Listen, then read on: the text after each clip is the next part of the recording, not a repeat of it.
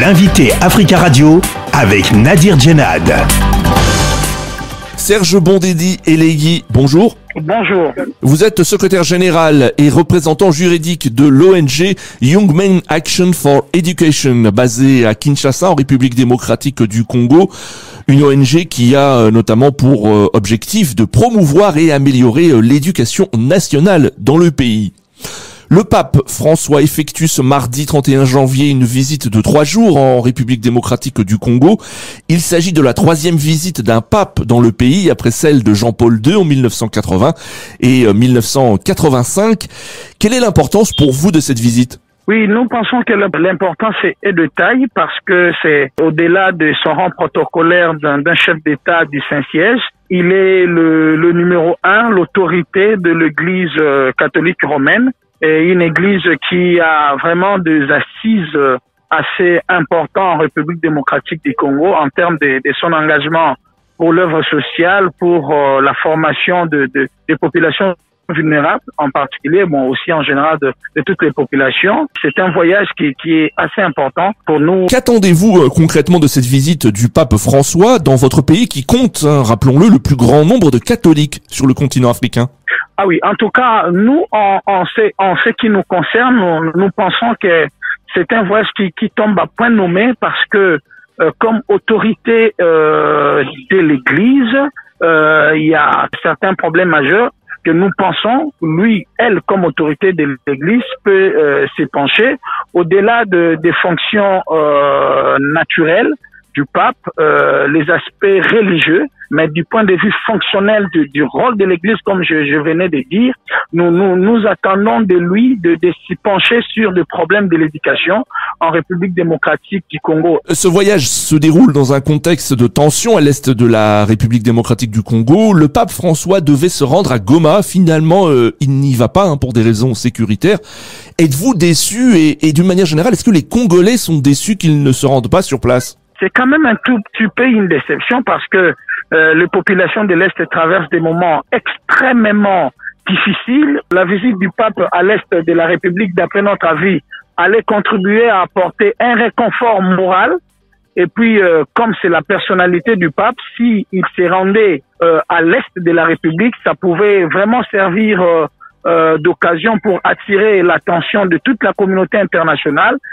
Et on espérait aussi que s'il était à l'Est, il pouvait directement s'enquérir de la situation, rencontrer le mouvement des sociétés civiles ou des communautés locales. Alors on a vu l'Église catholique en République démocratique du Congo se mobiliser au moment des élections. Souhaitez-vous également qu'elle se mobilise pour une résolution du conflit à l'est de la RDC ? Exactement. Et à ce sujet, nous avons quand même un moment suivi la déclaration de la CENCO concernant le problème de l'Est.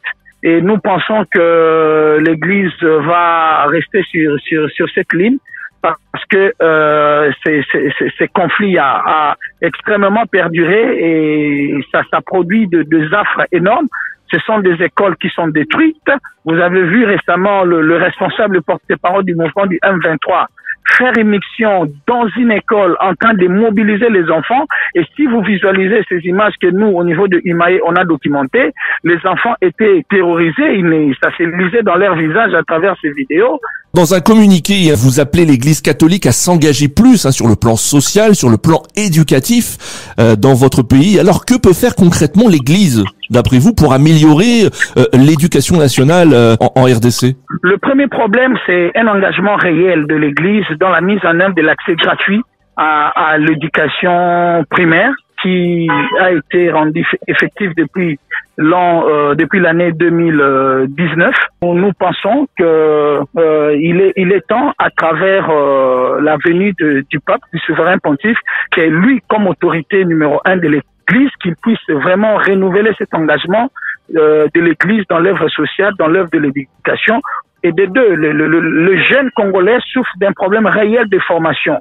Un problème de formation axé sur le métier, c'est ce qui laisse ces jeunes à la merci de la manipulation de tout genre et de toute nature venant de partout, notamment de groupes armés, parce que ils ont des sérieux problèmes de revenus, tout simplement parce qu'ils ne savent pas quoi faire à longueur de journée. À travers des centres urbains de Kinshasa, il y a un phénomène qu'on appelle Kuluna, la criminalité à un niveau énorme et nous pensons qu'il faut que l'Église renouvelle son engagement en créant, en soutenant le développement de la formation professionnelle en République démocratique du Congo. Donc vous pensez que la venue du pape aura un objectif spirituel, mais aussi sur le plan social. Vous attendez à ce que l'Église joue un rôle beaucoup plus social dans votre pays. Exactement, parce que au moment où dans le programme du pape il est prévu la rencontre avec le président de la République, le Premier ministre, le président de des chambres du Parlement et le membre du gouvernement, c'est-à-dire qu'à ces moments-là, et au-delà des aspects protocolaires, ils vont parler politique, ils vont parler pays, ils vont parler le social, et l'Église a quand même un nombre important des institutions sociales, et à cette occasion, il faut que l'Église joue effectivement ces rôles-là. Serge Bondedi Eyeli, merci beaucoup d'avoir répondu à nos questions. C'est à moi de vous remercier.